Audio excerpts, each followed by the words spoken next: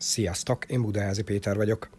Megszámolhatatlan alkalommal kaptam meg a kérdést az utóbbi 11 évben, hogy ha már kiköltöztem falura, akkor miért nem kocsival járok? Sokkal kényelmesebb lenne.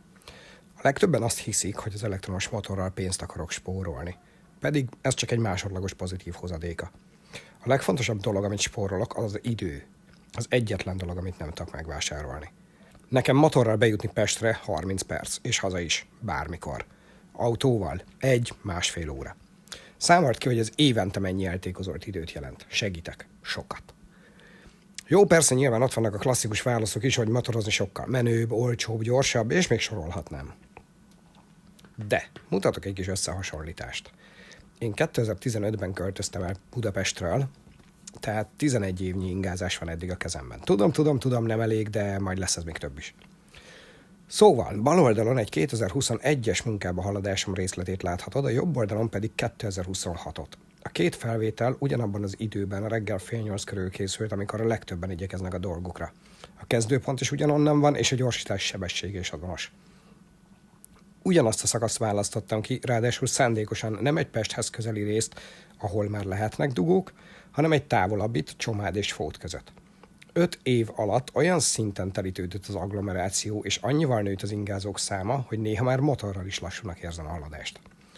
Igen, a Covid után nagyon népszerű lett Budapest vonzás körzete. Áldom az eszem, hogy mi hamarabb leléptünk. Ez viszont egyre több ingázót jelent, ahogy látod.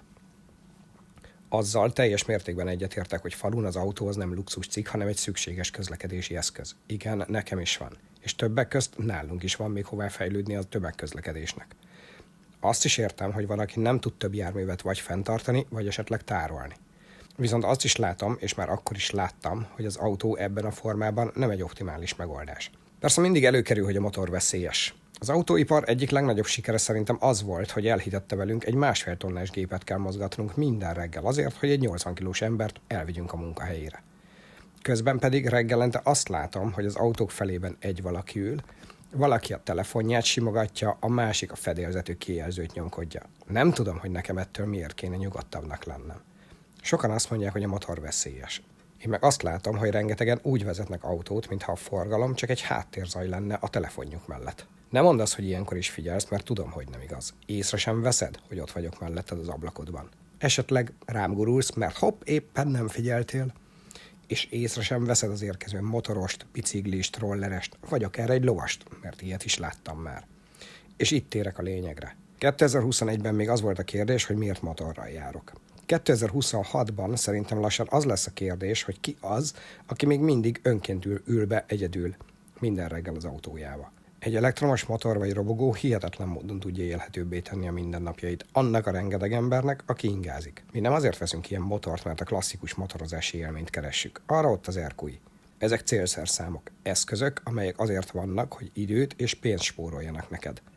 Ha ez a munkaeszközöd is egyben, akkor még egyértelműbb. Ezzel csak arra szeretnék utalni, hogy lehet ideje eltöprengeni a 600 forintos benzinár idején. Vajon az autó a jó választás a mindennapos ingázásra? Vagy lassan be kell látnunk, hogy ez ebben a formában egyre kevésbé működik.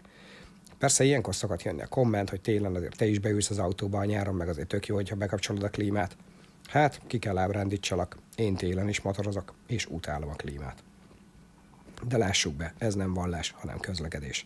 Nem azért motorozom, mert szerintem mindenki más hülye, hanem mert reggel 7:30-kor szeretnék haladni. És ahogy ezt a két felvételt nézem, szerintem a következő években egyre többen fognak ugyanerre a következtetésre jutni.